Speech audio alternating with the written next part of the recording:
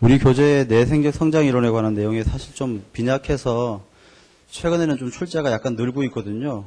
그래서 제가 일단 좀 직관적인 설명을 못해서 내용은 전달했지만 좀 부족하신 분은 나눠드린 자료 같은 거 좀 보충해가지고 읽어보시고요.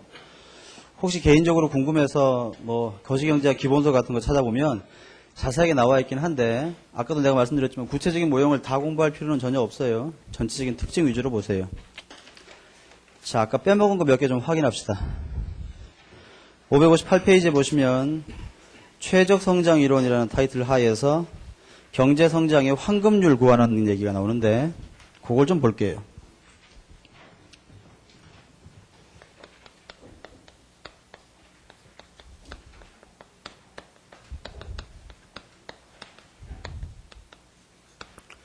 경제 성장의 황금률은 뭔가 하면 우리가 좀 전에 배웠던 내용에서 어떻게 하는 게 최적인가 하면 우리가 이렇게 배웠죠. S 곱하기 FK가 NK랑 같을 때 그치? 가장 바람직한 성장이 이루어진다. 우리가 그렇게 배웠는데 하나 물어볼게요. 이렇게 하면 뭐가 가장 빠르게 증가하는 거야? 1인당 소득이 가장 빠르게 증가하는 거지. 근데 우리의 목표가 궁극적으로 소득을 증가시키는 겁니까? 잘 먹고 잘 사는 겁니까? 당연히 잘 먹고 잘 사는 거지. 근데 소득 증가하고 잘 먹고 잘 사는 게 다른가? 그렇지. 왜냐하면 아까 우리가 배웠잖아. 우리가 아까 보기로 여기 그림을 좀 그려보면 여기에 Y, 여기에 K, 요게 Y equal FK, 요게 S 곱하기 FK, 이게 NK라고 할 때 정상 상태는 바로 여기서 결정되잖아요. 이게 1인당 바람직한 자본량 K, 이게 바람직한 1인당 국민소득 Y 스타인데 거기에 따르면 요 높이가 뭐야? 1인당 소득이지. 1인당 소득. 그런데 요 높이가 뭡니까? 요거의 높이죠. 요거의 높이가 뭐야? 1인당 소득에다가 저축률 곱한 거야. 그러니까 요건 뭐야? 1인당 저축이야. 그치? 1인당 저축. 그럼 당연히 소득에서 저축을 빼니까 요 높이는 뭡니까? 요 높이는 소비의 크기가 될 거 아니에요? 우리는 소득 중에서 일부는 저축하고 일부는 소비하면서 최적의 경제 성장을 추구해야 될 터인데 혹시 얘는 굉장히 큰데 이 저축이 막 이만큼 높아지면 어때? 그건 별로 우리가 바라는 게 아니지. 우리는 최적의 성장을 하되 그래서 최고의 국민소득 증가를 유지하되 가급적이면 저축은 좀 적게 하면서도 소비를 많이 하면서 하루하루 최적의 성장을 하는 게 우리의 목표 아니야? 그러니까 경제성장의 황금률이라고 하는 것은 이건 뭔가 하면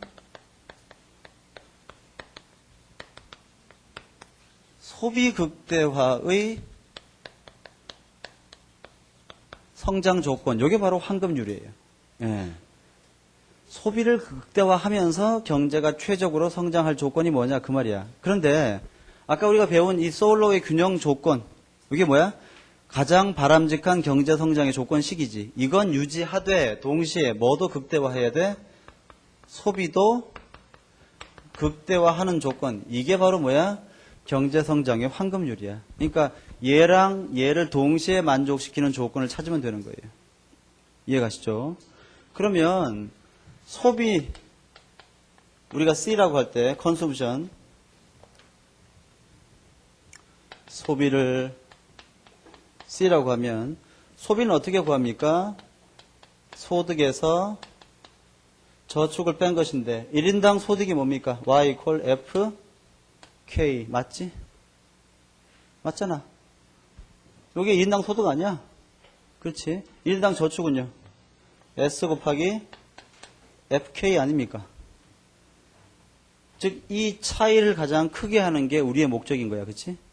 그런데 여기서 SFK equal NK라고 하는 솔로의 균형 성장 조건을 만족해야 되니까 여기는 SFK는 뭐랑 같아? NK랑 같지. 이 식을 다시 써보면 FK 마이너스 N 곱하기 K 이게 바로 뭐야? 소비잖아. 소비. 그럼 우리의 목적은 어떻게? 이 소비를 맥시마이즈, 극대화하는 것이 우리의 목표죠. 즉, 얘 빼기 얘 하는 것을 가장 크게 하는 게 우리의 목표인데, 우리가 옛날에 이런 걸 배웠어요? 기억이 날 텐데, 토탈 레베뉴하고 토탈 코스트가 있을 때, 기업의 이윤, 파이는 어떻게 계산돼? 요 높이가 이윤 파이 아닙니까? 그치? 토탈 레베뉴에서 토탈 코스트를 뺀 게 파이야. 이때 이 파이가 극대화되기 위해서는 이 점에서의 접선의 기울기와 이 점에서의 접선의 기울기가 가장 커야 한다. 그래서 우리가 파이는 토탈 레베뉴 마이너스 토탈 코스트인데 이때 이 파이를 극대화하기 위한 조건은 뭐였어요? MR equal MC다. 그렇게 얘기했지. 또는 이걸 다른 말로 바꾸면 MR 마이너스 MC가 0이어야 된다. 그렇게 배웠잖아. 이걸 이쪽에다가 응용하면 소비를 극대화하기 위한 조건은 어떻게 되는 겁니까? 얘를 미분한 값과 얘를 미분한 값이 같으면 될 거야. 이거 미분하면 어떻게 돼? F 다시 K 또는 F 프라임 K equal 이걸 K로 미분하면 얼마가 남아? N이 남죠. 요게 바로 뭐야? 경제 성장의 황금률 조건이 되는 거야. F 프라임 K equal N. 그러면 저게 뭐지? 뭘 의미합니까?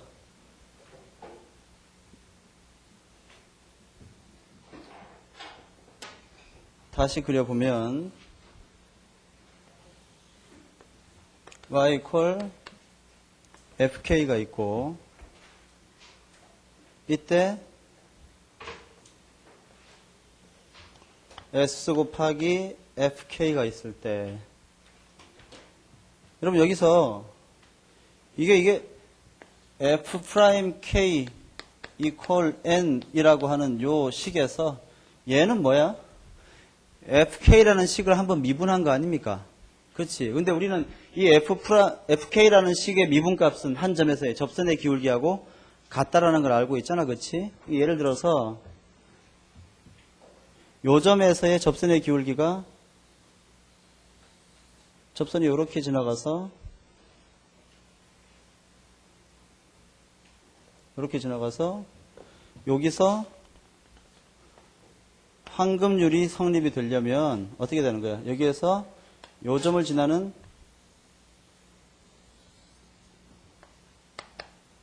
이 NK 여러분 잘 봐요. 얘는 뭐야? 얘는 FK 곡선의 접선 기울기고 얘는 뭡니까? 얘는 NK 곡선의 기울기 아니야? 맞지? 그러니까 여기에서 요 값이 뭐가 되는 거야? 이게 F 프라임 K가 되는 거고 여기서 이 기울기 요게 뭐가 되는 거야? N이 되는 거지. 그러면서 동시에 이 점과 이 점이 동일할 때의 이 1인당 자본량 이게 바로 뭐야? 황금률 상태에서의 1인당 자본량이 되는 거고 요점 상태에서 황금률이 결정되는 거야. 이해가? 그림을 잘 못 그리겠지. 응? 다시 그리면 이렇게 그려주면 되는 거죠. y equal fk가 있을 때 이때 요점에서 접선이라면 얘랑 같은 기울기를 가지는 얘가 nk. 그래서 이 기울기하고 이 기울기가 같을 때 요렇게 한다면 요점을 누가 지나가야 되는 거야? s 곱하기 fk가 이렇게 지나가야 되는 거죠. 이렇게. 예. 황금률 되는 거야. 이제 그리기 힘들지? 그 다음에 그럼 여기서 말이야 여러분 요 높이가 뭐가 되는 겁니까? 요 높이가 전체 소득이 되는 거죠. 전체 소득. 맞습니까? 즉 요 높이가 전체 소득인데 여기서 요만큼이 뭐가 되는 거야? 요만큼이 저축에 사용되고 요만큼이 소비에 사용되고 이때 요게 그 개인의 전체 소득일 때 이때 요점을 지나는 접선의 기울기와 요점에서의 NK의 직선의 기울기가 같으면 이때의 소비와 저축이 뭐야? 황금률 상태의 소비와 저축이 되는 거야. 즉 요렇게 하면 그 사람의 소비가 가장 극대화된 상태에서 경제가 장기적으로 성장할 수 있다. 그런 뜻이에요. 그런데 여기는 F'K는 K의 생산함수를 한번 미분한 거 아니야? 그치? K의 생산함수를 K로 미분하면 뭐가 됩니까? K의 한계 생산물이 되는 거야. 그러니까 다시 한번 써보면 여기에 있는 이 K, F-K 여기다가 할까? 얘는 FK 곡선의 접선의 기울기 임과 동시에 얘는 또 뭘 의미하는 거야? 얘는 MPK를 얘기하는 거지. 자본의 한계 생산물을 얘기하는 거예요. 즉 자본의 한계 생산성과 인구 증가율이 같을 때 경제 성장의 황금률이 달성된다. 그런 뜻이에요. 자본의 한계 생산물. 그래서 그 왼쪽 페이지에 보시면 저런 특징들이 다 있죠. 그 다음에 여러분 뭐 구체적으로 증명하진 않을 텐데 오른쪽 페이지 559페이지 하단에 보시면 어떤 그림이 나와 있냐 하면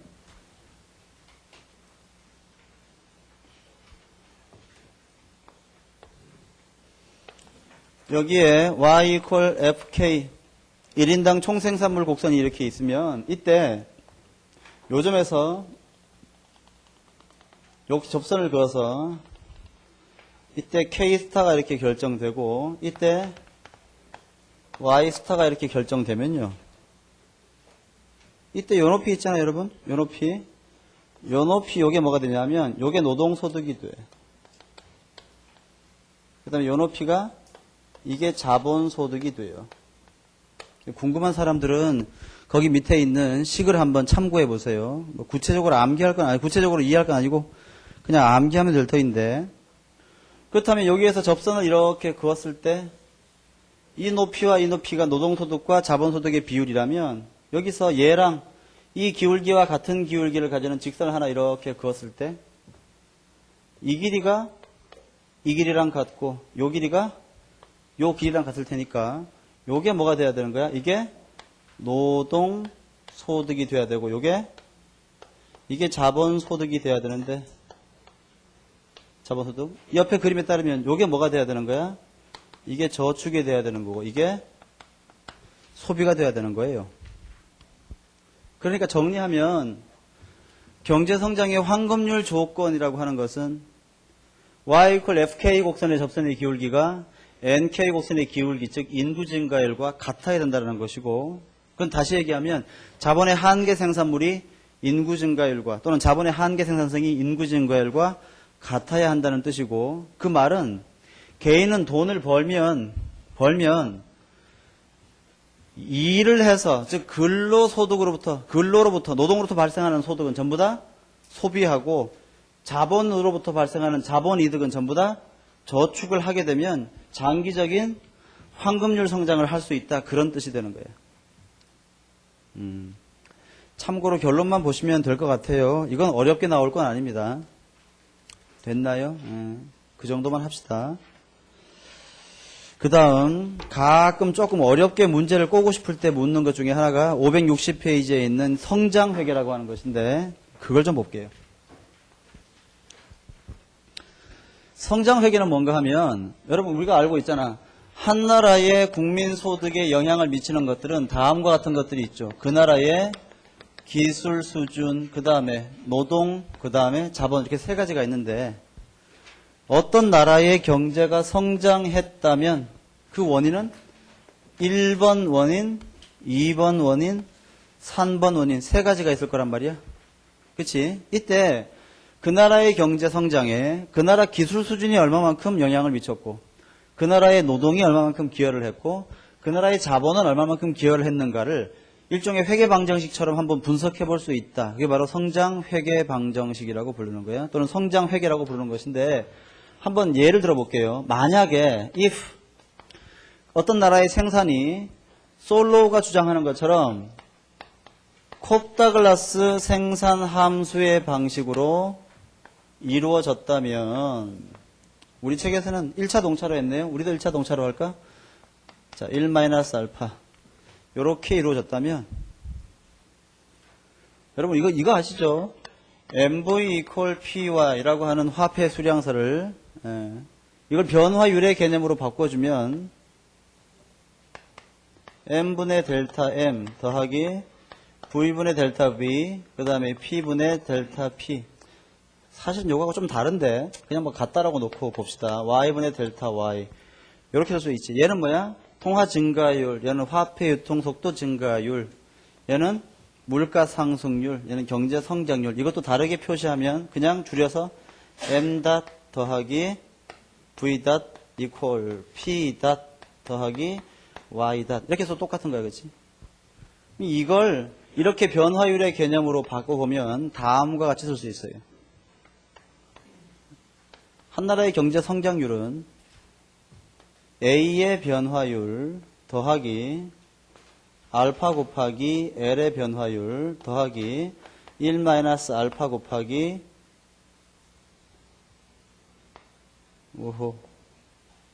알파 곱하기 K의 증가율 이렇게 쓸 수 있어. 이건 다시 이렇게 쓸 수 있겠지. 변화율의 개념으로. 한 번 더 써볼까? 이걸 또 한 번 써보면 얘는 y분의 델타 y 이퀄 a분의 델타 a 더하기 알파 곱하기 l분의 델타 l 더하기 1-알파의 k분의 델타 k 이렇게 바꿀 수 있는데 거기에 따르면 한 나라가 이만큼의 성장률을 유지하기 위해서 크게 세 가지 역할이 있는 거지. 그 나라의 총 요소 생산성이 증가한 비율 더하기 알파 곱하기 노동 증가율 더하기 1-알파 곱하기 자본 증가율이다. 그렇게 되는 거예요. 이해가십니까? 그러니까 예를 들어서 우리 거기에도 있지만 지금 이만큼의 경제 성장에 노동이 기여하는 정도는 얼마가 되는 거야? 이만큼이 되는 거고, 그지? 자본이 기여하는 정도는 이만큼이 되는 거고. 이때 노동과 자본의 기여도가 일정하더라도 A의 값이 더 커지면 경제 성장은 촉진될 수 있는 건데 이게 뭐야? 일종의 그 나라의 기술 수준이 되는 거지.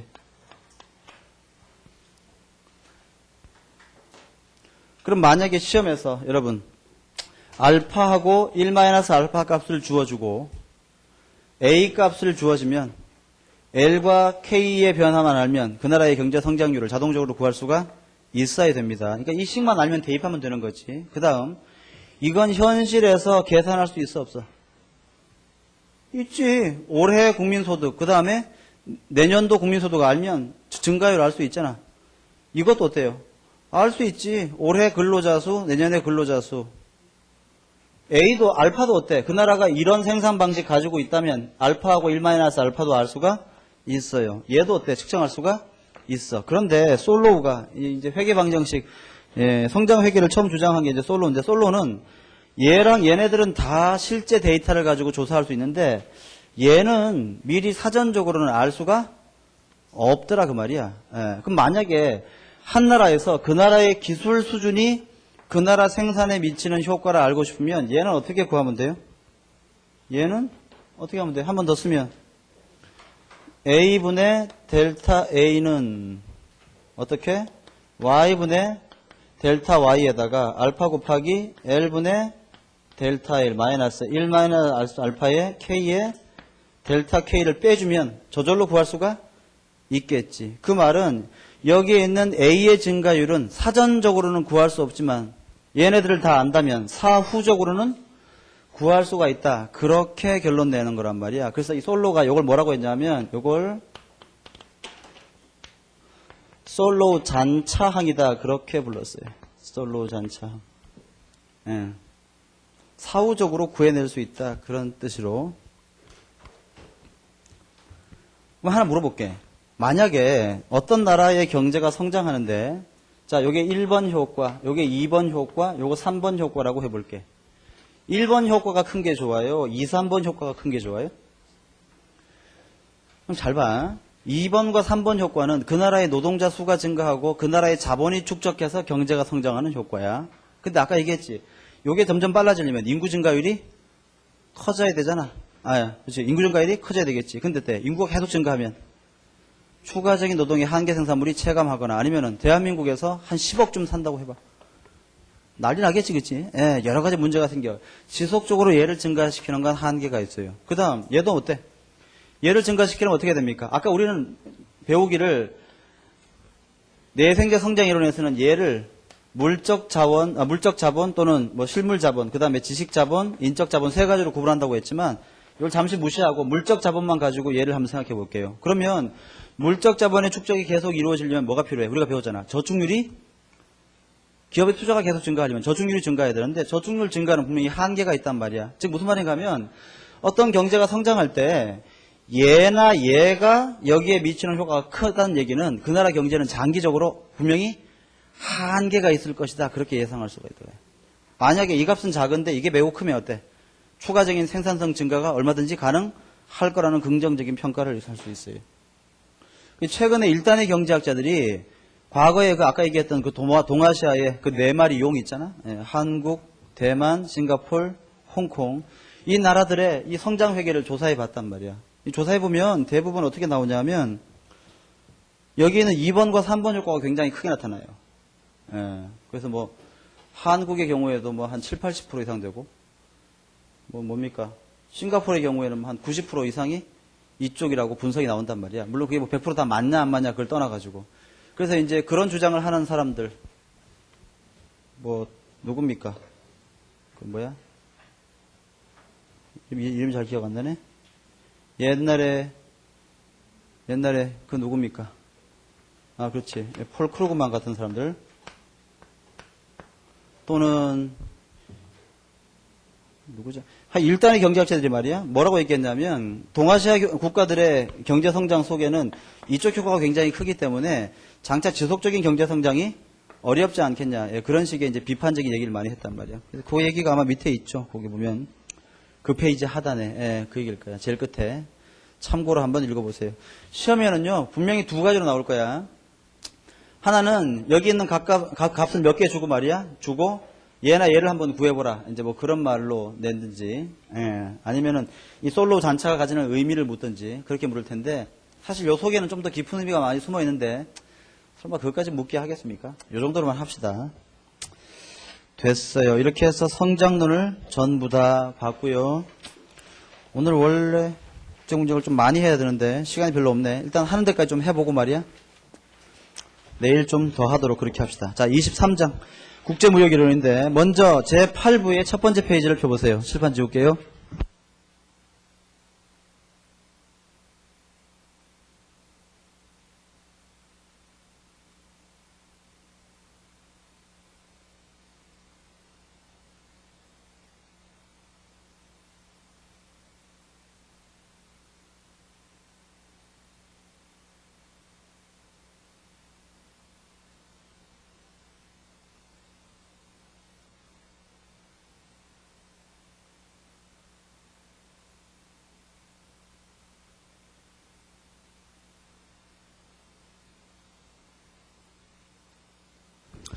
일단 국제경제학인데 전체적인 개관 한번 해 볼게요.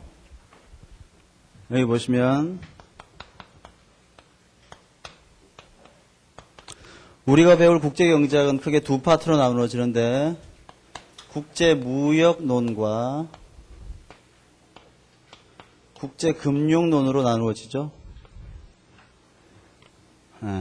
보통 요걸 대학에서 한 학기 요거 한 학기 그렇게 배우잖아, 그지? 예, 우리는 뭐 1.5일 만에 이제 해야 되는 거지. 국제 무역론이 순수 무역 이론하고요. 그다음에 무역 정책론으로 나누어지고,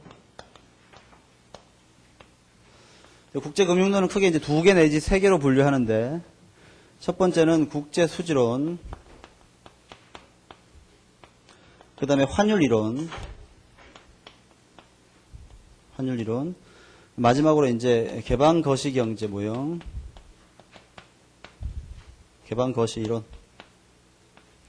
이렇게 얘기하는데 보통 개방 거시 모형에서 주로 다루는 게 이제 IS, LM, BP 모형. 주로 이거 배우죠. 순수 무역 이론에서는 주로 무역의 발생 원인이나 무역의 패턴이라든지 무역의 이익이라든지 또는 교역 조건에 관한 것들, 뭐 이런 것들을 주로 배워요. 무역이 왜 발생하느냐, 무역하면 누가 좋으냐, 그거 배우는 게 순수 무역이론. 무역 정책론은 뭐겠어? 어떻게 하면 무역을 잘 할 수 있을까? 예, 그거 배우는 거죠. 그래서 주로 관세라든지 아니면 쿼터라든지 또는 뭐 경제통합이라든지 지역 간 경제통합이라든지 이런 것도 주로 배우죠. 국제수지는 이제 경상수지와 그 다음에 자본수지의 개념이라든지 아니면은 뭐 국제수지 흑자와 적자의 문제와 그 효과 뭐 이런 것들 배울 거고, 환율 이론은 환율의 결정이라든지 또는 환율의 변동이라든지 또는 환율 변동의 효과라든지 주로 이제 이런 걸 배울 거고, 이쪽은 이제 말 그대로 개방거시, 이제 거시경제의 이론을, 거시경제를 국제적인 영역에서 한번 살펴보는 것인데, 우리가 옛날에 배웠던 ISLM 모형을 개방거시 모형이라고 해서 BP 곡선을 추가시켜가지고, 예, 다시 한번 분석해서 배워요. 그 정도의 내용을 볼 겁니다. 오늘은 뭐, 무역의 원인 패턴 좀 하다 말겠지. 예. 그리고 한 대까지는 해봐야지. 첫째, 무역 이론에 관한 걸 좀 볼 건데, 크게 우리 교재에서 배울 것은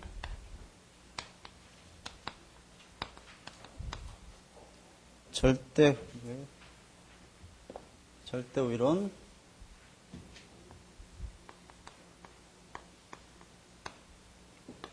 이게 이제 아담 스미스죠.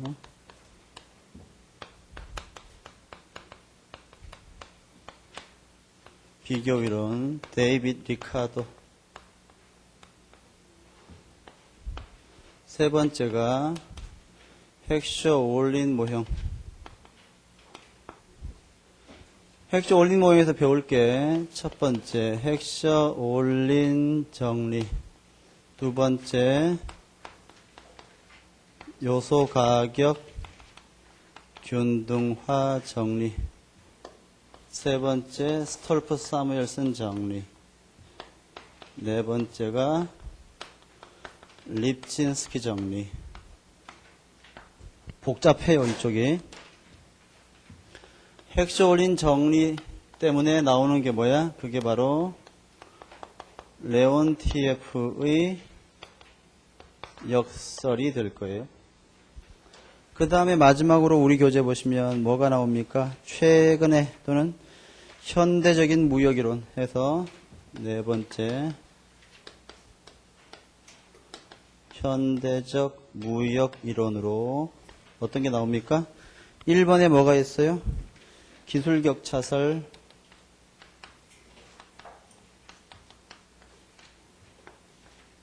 2번에 제품 수명 주기설,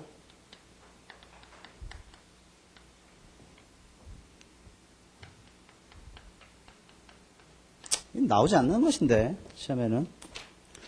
그 다음에 불완전 경쟁과 국제무역,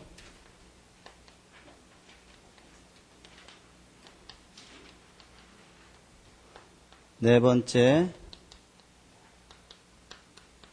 산업 간 무역과 산업 내 무역의 관계. 그 정도 보면 되겠죠. 대표 수이론 그런 거 볼 거 없을 것 같고. 내가 이걸 쓰는 이유는 뭐야? 이렇게 정리해놓고 공부하면 혼란이 적어요. 근데 그냥 무턱대고 하나하나 공부하면 나중에 가가지고 이게 어떻게 연관되는지를 잘 이해하기가 힘들 거야. 여기는 얘네들은 다 뭐에 관한 이론이야? 무역이 왜 생기고, 무역이 생기면 어떤 패턴으로 이루어지고, 그때 무역의 이득을 어떤 나라가 가져가느냐, 그런 거 설명하는 이론이죠. 아담 스미스의 절대 우위론부터 한번 볼게요.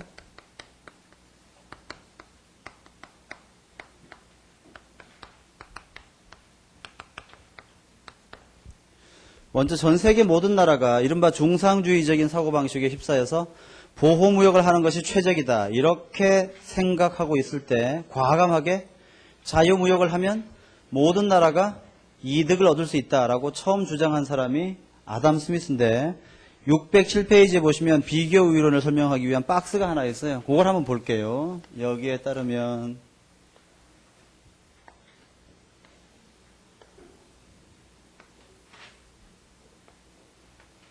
여기 한국이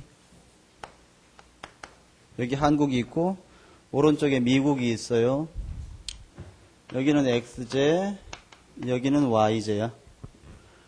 먼저 이게 지금 생산비를 비교하는 것인데 한국은 X제 하나 만드는데 근로자가 몇 명? 1명 필요해요. 노동자 1명. 한국은 Y제 하나 만드는 데다가는 노동자가 2명 필요합니다. 미국은 X제 하나 만드는데 근로자가 2명 필요하고 Y제 하나 만드는 데는 1명 필요하대요. 자, 먼저 X제 만드는 데는 누가 더 유리해? 한국이 일방적으로 유리하지. 왜? 한국의 X제 생산 비용은 미국보다 절반만 있으면 되는 거 아니야? 그렇지? 예, 근로자의 생산성이 같다고 가정할 때. 반면에 한국은 어때? 미국보다 Y제 생산에 있으면 불리하지. 이럴 때는 어떻게 얘기하냐면 한국은 X제 생산에 있어 미국보다 절대적으로 우위에 있다. 그렇게 얘기해요. 반면에 한국은 Y제 생산에 있어서는 미국보다 절대적으로 열위에 있다. 그렇게 얘기하고 반대로 미국은 X제 생산에 있어 한국보다 절대 열위에 있지만 미국은 Y제 생산에 있어서 한국보다 절대적으로 우위에 있다. 그렇게 얘기합니다. 그럼 만약에 무역을 하기 전에 한국과 미국이 각각 X제하고 Y제를 10개와 10개씩 또 X제와 Y제를 10개와 10개씩 생산하고 있었다면 필기 안 되는데 책에 다 있잖아. 이때 두 나라가 무역을 하기 시작해요. 그래서 이제 각각 유리한 제품의 생산을 특화합니다. 어디에? 절대 우위가 있는 제품의 생산을 특화해. 그러면 한국은 어디 생산해? X제 생산에 절대 우위가 있으니까 X제만 드립다 생산하는 거야. 먼저 여러분, 무역하기 전에 한국과 미국이 각각 10개씩의 X, Y제 가졌으니까 무역하기 전에 한국의 근로자는 총 몇 명이 있었겠어? 이것도 10개, 이거 10개 있었대. 무역하기 전에 한국의 근로자는 총 30명이었겠지. 미국도 30명이었을 거야. 그러면 한국이 30명의 근로자를 가지고 한국이 X제만 만들면 몇 개까지 만들 수 있어? 30개까지 만들 수 있지. 미국은 Y제에 유리하니까 Y제만 드립다 생산하면 역시 30개까지 생산할 수 있어요. 그래서 이제 두 나라가 무역을 개시하기로 합시다. 이때 무역의 조건, 교역의 조건은 어떻게 되냐면 X제하고 Y제의 교환 비율이 1대1이다. 이렇게 가정해 볼게. 즉 X제 하나하고 Y제 하나를 맞바꾸는 무역을 하기로 결정했다고 해볼게요.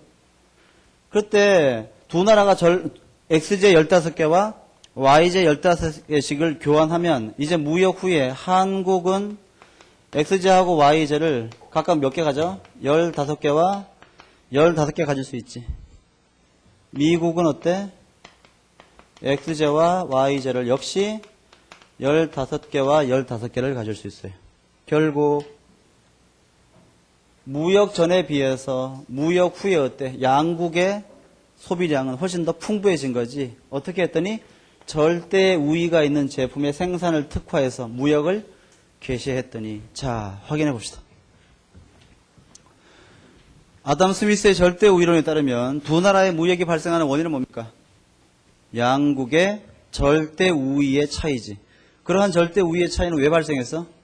한국은 X제 생산의 기술이 좋고 미국은 Y제 생산의 기술이 좋기 때문이지. 즉 두 나라의 생산성의 차이 또는 기술력의 차이 때문에 발생한 거예요. 두 번째, 그랬더니 패턴은 어떻게 됐습니까? 각국은 절대 우위가 있는 제품 생산에 주력해서 그걸 수출하고 절대 열위가 있는 제품을 수입하는 거지. 그렇게 했더니 무역의 이득은 어때요? 놀랍게도 양국이 모두 이득을 볼 수 있어요. 예, 무역을 하면 두 나라 모두 이득을 볼 수 있더라 그 말이야. 이때는 교역 조건은 어떻게 이루어졌습니까? X제와 Y제가 1대 1의 비율로 이루어진 것이 나중에 그 얘기를 자세하게 할게요. 그런데 여기에 있는 절대 우위론은 치명적인 문제점이 있어요. 예를 들어서 이게 한국이 말이야 1명, 2명인데 미국이 이렇게 되면 어떻게 되나? 우리 책에 있는 예로 따져본다면 그렇지. 미국이 10명, 4명 이렇게 되면 어떻게 돼? 이렇게 되면 한국은 X제 생산도 미국보다 유리하고 Y제 생산도 미국보다 유리하잖아. 그럼 이런 경우에는 아담 스미스에 따르면 무역이 발생해야 안 해? 발생할 리가 없잖아.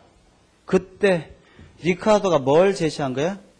이런 경우라도 얼마든지 무역이 발생할 수 있다라는 걸 주장한 거지. 그걸 뭐라고 불러요? 비교 우위론. 자, 여기다가 다시 한번 써볼게요. 그래서 이제 비교 우위론을 좀 보면 데이빗 리카르도죠. 리카르도에 따르면 무역 전에 두 나라가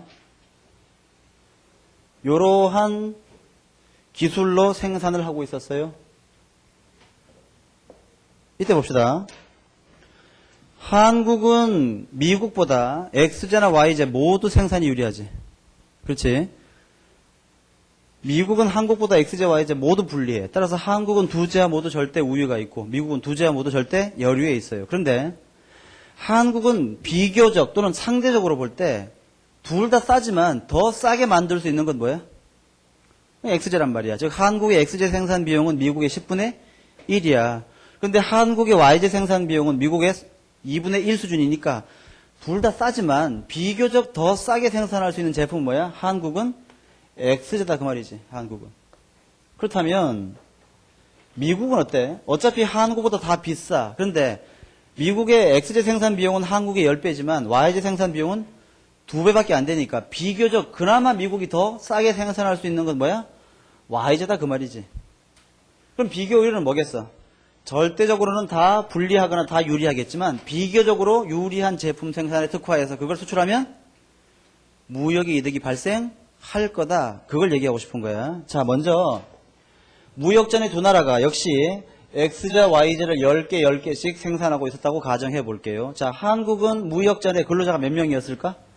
30명이었지. 자, 미국은 무역전에 근로자가 몇 명이었을까? 이거 10개, 이거 10개니까 140명일 것이야. 이때 두 나라가 생산을 특화합니다. 어떤 제품에? 비교적 우위가 있는 제품에. 그러면 한국은 어떤 제품만 생산해? X제만. 미국은 Y제만 생산해야 되겠지. 맞아요? 한국은 X제를 몇 개까지 만들 수 있어? 30명 가지고 30개까지 만들 수 있고 미국은요? Y제를 몇 개나 만들 수 있어?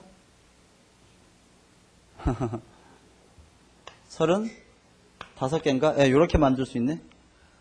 맞아? 이때 무역을 개시했어. 조건은 역시 두 나라가 X제와 Y제를 1대 1의 비율로 교환하기로 했습니다. 한국과 미국이 X제와 Y제를 15개씩 교환하게 되면 한국은 어떻게 돼? X제를 15개, Y제 15개. 미국은요? X제는 15개, Y제는 20개를 가질 수 있지. 이해가? 맞지? 그럼 어때? 분명히 절대적으로 한국이 다 유리했음에도 불구하고 무역하니까 한국도 이득, 미국도 이득을 보는 결과가 발생했단 말이야. 이게 뭐야? 리카르도의 비교 우위론이야. 도저히 이해가 안 된다. 왜 그러냐? 한국이 다 싼데 왜 한국이 미국 걸 수입해야 되느냐? 이해가 안 된다. 그런 사람이 있어요? 내가 늘 들은 예지만 여기에 타이거 우즈가 있지. 타이거 우즈는 골프를 굉장히 잘 치죠. 타이거 우즈가 골프를 치면 1시간에 10만 불을 벌 수 있다고 쳐봐. 근데 타이거 우즈의 비서가 있는데 이 비서는 골프를 전혀 못 치죠. 전혀 못 쳐. 대신 타자를 굉장히 잘 치겠지. 타이거 우즈의 여비서가 타자를 치면 1시간에 20달러를 벌 수 있어요. 그런데 타이거 우즈가 말이야 워낙 발군의 운동신경을 타고났기 때문에 얘가 말이야 골프도 잘 치지만 알고 보니까 얘가 타자도 잘 쳐요. 타이거 우즈가 타자를 치면 1시간당 치는 속도가 이 여비서보다 2배야. 그러니까 돈을 2배 벌 수 있어. 40불 벌 수 있어. 아무한테도 얘기 안 했지. 자기 혼자만 아는 비밀이야. 언론에다가 홍보 문건 하나를 배부하려고 워드 작업을 해야 되는데 타이거 우즈 본인이 직접 하면은 1시간 걸려. 여기서 가면 얼마 걸려? 2시간 걸려. 그럼 타이거 우즈가 골프도 잘 치고 타자도 잘 치니까 둘 다 자기가 다 하는 게 좋아? 아니야. 그치? 왜? 자기는 1시간 동안 타자 칠 바에야 이 타자를 여비사에게 맡기고 그 시간 동안 골프를 치면 10만 불 벌 수 있잖아. 왜 이걸 치고 앉아있어? 아무리 잘 쳐도 직접 하는 게 아니란 말이야. 예, 맡겨야 되는 거지. 이게 바로 뭡니까? 이게 비교의 개념이야.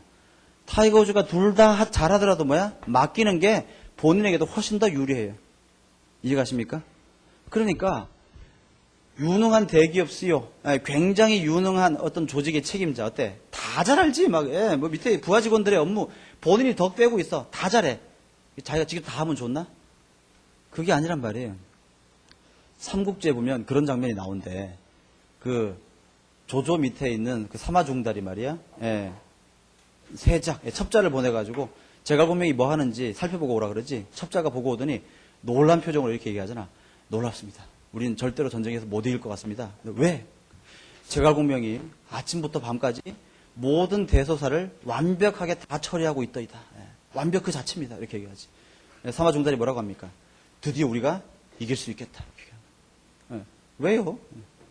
자기가 신이 아닌 이상 뭐야? 모든 일을 다 완벽하게 처리할 수 없을 것이고 아무리 자기가 잘해도 어때? 다른 사람에게 시키는 것이 훨씬 효과적일 수 있을 텐데 그걸 다 자기가 한다는 건 뭐야? 우리가 배우고 있는 경쟁의 관점에서 보면 효율성이 점점 떨어지고 있다는 거란 말이야. 그게 바로 리카르도가 얘기하는 비교의 관점이에요. 이해가십니까? 요거 이제 시험에서 물을 때는 이걸 묻지 않아 이제. 뭘 묻냐 하면 지금부터 얘기하려고 하는 걸 물어요. 요거까지만 오늘 좀 합시다. 재밌지? 나만 재밌는 거야?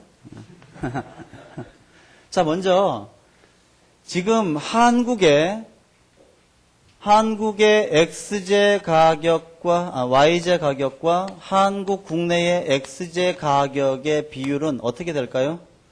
한국은 XJ 하나 만드는 데는 근로자 1명, YJ 하나 만드는 데는 근로자 2명이니까 한국의 YJ 가격과 XJ 가격은 2분의 1의 비율을 가지고 있겠지. 이해가? 아니 이렇게 해서 하면 되잖아. 근로자 1명의 임금이 100만 원이야. 그러면 여기 XJ 하나 만드는 데는 100만 원 들어가고 여기는 200만 원 들어가니까 당연히 가격도 이렇게 돼야 되겠지. 이게 한국의 두 재화의 국내 가격 비율이야.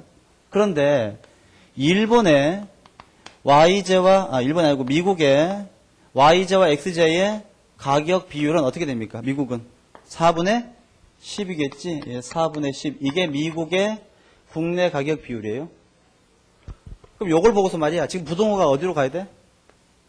이쪽이 더 크지. 여러분 내가 그 경제학, 미시경제학 저번 달에 처음 할 때 이렇게 얘기한 적이 있어요. 가격에는 절대 가격과 상대 가격이 있는데 X가 100원이고 PX가 PY가 200원이다.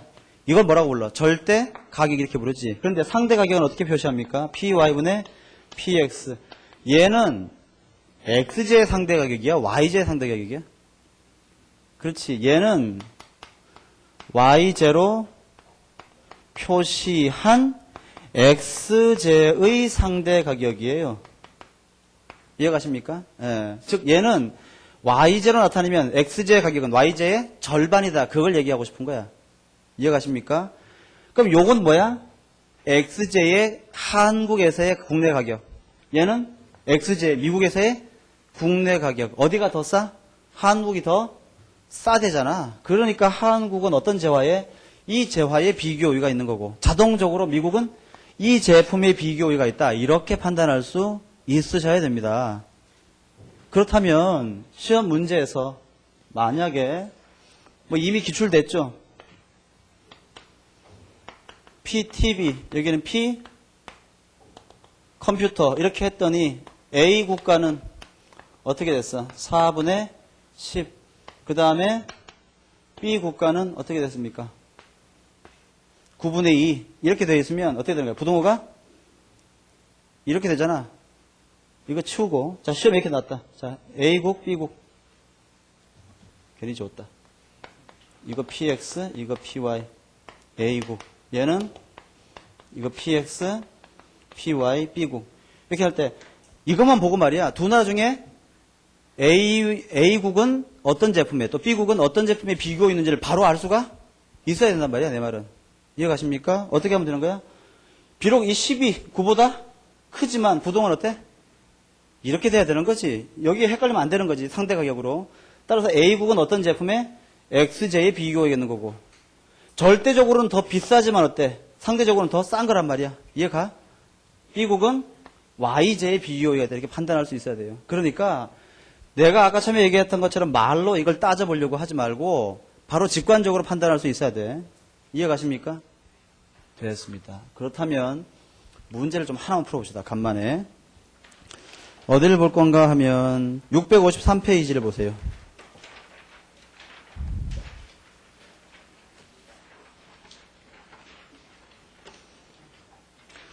653페이지에 문제 5번을 보세요.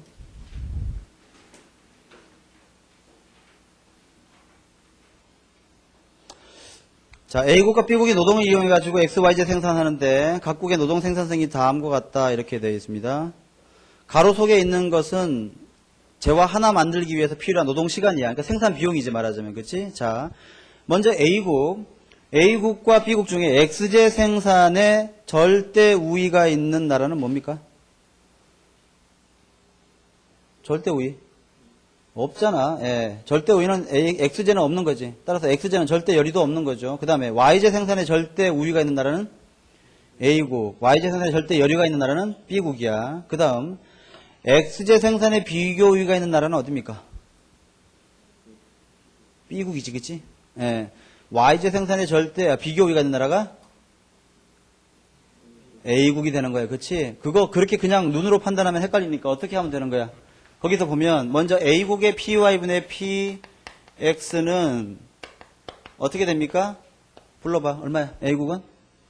4분의 2. 이게 A국이고 그 다음에 B국은 5분의 2가 PY분의 PX니까 이 부동호가 어떻게 되는 거야? 부동호가? 이게 더 이렇게 크지? 따라서 A국은 여기에 B국은 여기에 비교이다. 이렇게 판단할 수 있어야 된다고 말이야. 이해가십니까? 됐어요.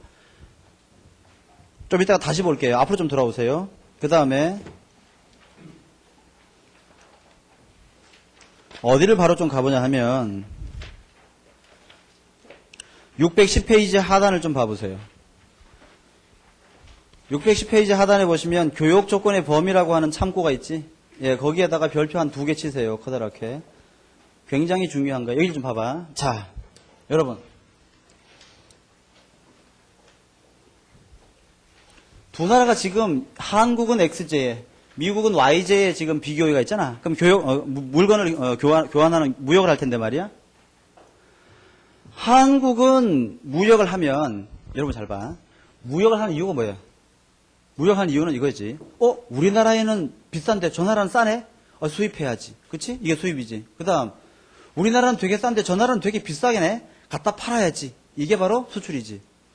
무역은 즉 수입과 수출은 자국 내에 거래되고 있는 자국의 거래 가격이 탐나는 거야? 외국의 가격이 탐나는 거야? 그 나라 가격이 탐나는 거야. 그렇지? 그러면 한국은 XJ와 YJ의 거래 가격이 지금 이거 아닙니까? 미국은 XJ와 YJ의 거래 가격이 이거야. 그러니까 한국은 이게 탐나는 게 아니고 이게 탐나는 거야. 미국은요. 이건 이미 자기가 거래하고 있잖아. 이건 더 이상 탐날 이유가 없지. 현재 이렇게 거래하고 있는데 한국이 탐나는 건 미국이 탐나는 것은 한국의 이 가격이에요. 따라서 두 나라가 국내 가격 비율이 이렇다면 두 나라의 무역은요. 이 가격 사이에서 결정돼요. 즉 XJ 하나와 YJ 하나의 교환 비율은 가장 극단적으로 보면 2분의 1부터 가장 반대쪽 극단으로는 4분의 10, 즉 2.5 사이에서 결정됩니다. 아까 제가 요거 쭉 설명하면서 두 나라의 교환 비율은 XJ와 YJ가 각각 몇 대 몇이다? 1대 1로 교환된다. 그런 얘기 했잖아. 1대 1은 요 사이에 있어 없어? 있지. 따라서 1대 1이라고 하는 두 나라의 가격 비율은 무역이 가능한 가격이야. 만약에 XJ와 YJ의 가격 비율이 2분의 1보다 더 작거나 XJ와 YJ의 교환 비율이 4분의 10보다 더 크면 무역은 발생하지 않습니다. 그 다음, 만약에 2분의 1이라고 하는 가격 비율로, 즉, xj 하나와 yj 두 개가 교환되는 조건이라면, 무역은 가능해, 불가능해? 가능을 해요. 그때는 모든 무역 이득을 누가 다 가져?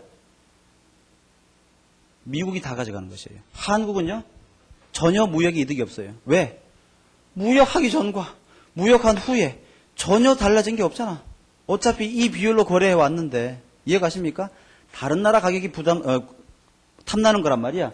그 다음, 요런 비율로, 즉, xj 10개와 yj 4개, 즉, yj 하나와 xj 2.5개를 교환하는 비율이라면, 무역은 가능하지만, 그때는 모든 무역의 이득을 한국이 다 가져가는 것이야. 만약에, xj 하나와 yj 3개를 거래하자라는 조건이 제시되면, 무역은 불가능할 텐데, 누구는 반대하겠어?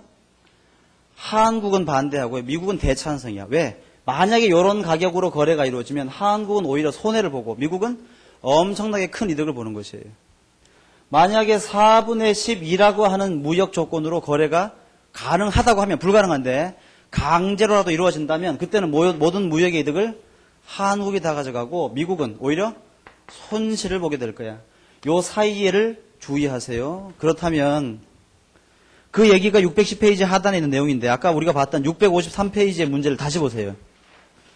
653페이지 문제 3번을 다시 보시면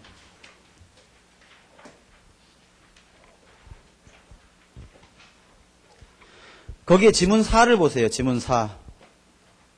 지문 4를 보면 말이야. xj 한 단위가 yj 3분의 1 단위와 교환되는 교역 조건이면 두 나라 사이에서 무역이 일어나지 않는다. 자, 그거 판단해 볼게. 먼저 A국은 어떻게 돼? A국은 4분의 2고 B국은 5분의 2란 말이야. 요 사이에서 무역이 이루어져야 되는데 xj 한 단위가 yj 3분의 2 단위와 교환되는 조건이다. 그럼 어떻게 되는 거야? xj 한 단위가 xj와 yj가 1대 3분의 1로 교환돼야 되니까 이건 py분의 px가 얼마란 얘기야? 1분의 3이란 얘기지. 요 가격은 요 사이에 있어 없어? 없잖아. 어디에 있어? 어디에 있는 거야? 커지는 걸 이쪽보다 더 커져서 여기에 1분의 3 이렇게 위치하고 있을 거 아니야. 따라서 요런 가격은 거래가 이루어지지 않을 것이고 만약에 이 가격으로 거래가 이루어진다면 누가 모든 이득을 다 가져가? B는 엄청나게 큰 이득을 보고 A는 오히려 손해를 보게 된다. 그렇게 판단할 수 있어야 돼요. 이해가십니까? 예, 아주 자연스러운 거야. 됐습니다. 나머지는 나중에 보면 되겠고 자 책을 돌아오셔서 이제 확인만 해볼게. 방금 본 거. 그래서 605페이지, 606페이지는 그냥 읽어보시면 되고요. 607페이지 절대우위 어렵지 않죠? 아 여러분 시험에는 절대우위가 나와 비교우위가 나와? 이거 안 나와요. 예, 요게 나오는 거야. 하지만 요걸 가끔 묻기는 해. 그래서 비교우위 보시면 제가 칠판에 드린 예가 잘 설명되어 있고요. 그 다음에 609페이지 하단에 보시면 생산 가능 곡선을 이용한 설명이라는 게 나와 있는데 그거 한번 볼게. 안 되겠다. 예, 요걸 다음에 보시죠. 예, 내일 그리고 여러분 마지막 시간인데 그래요. 여기까지 하고 내일 하겠습니다. 수고하셨습니다.